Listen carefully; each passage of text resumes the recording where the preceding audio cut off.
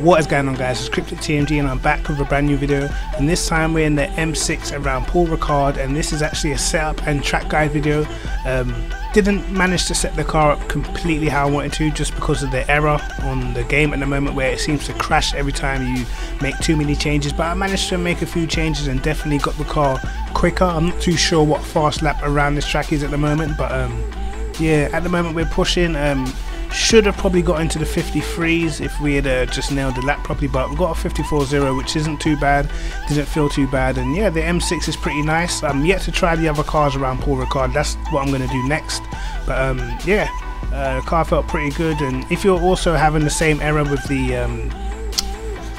game crashing every time you change something in the setup, just keep on saving as you go along, and every time you load the game just go back to your save setup. But here's the guide. Obviously, as we start the lap now, a really important last corner. Very important to get a good run out of here, because you're going to carry the speed all the way into turn 1. So you want sort of a late apex, and with this set of course you really do want to stay away from the curbs. They actually do scrub speed off, so you sort of want to stay away from the curbs. Going into turn 1, spot your braking marker on the right hand side. I brake just as I hit the rumble strip in front of the 100-meter board. Chuck it down to second gear. Don't get too greedy on the power as you compromise your line.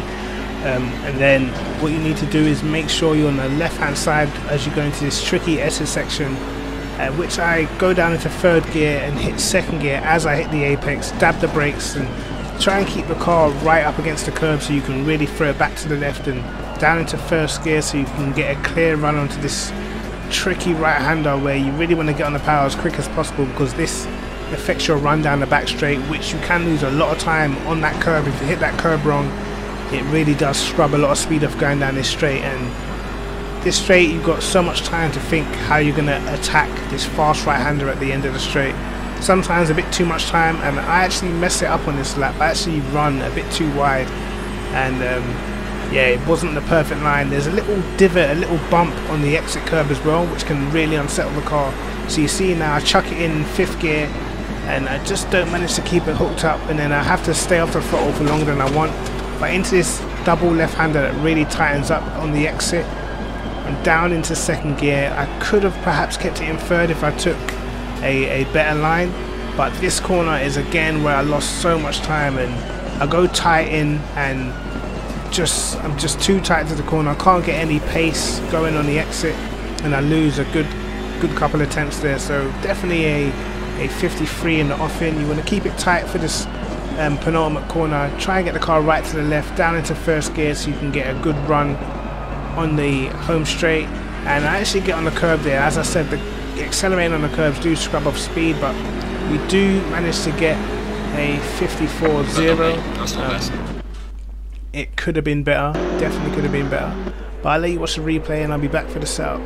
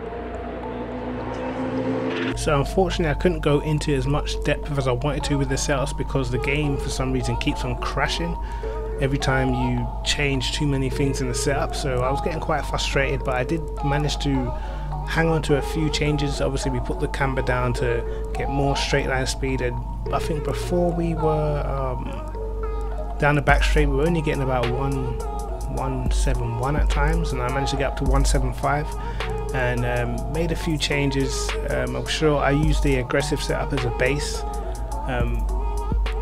and yeah, definitely quicker. The aggressive setup is definitely quicker than the stable, so I advise you, if you're trying to make your own setups, use the aggressive as a base. Even if you find it a little bit too sketchy, you can sort of just add more rear wing or add more front brake bias, but definitely go for the aggressive setup, not the stable, because it's just too slow.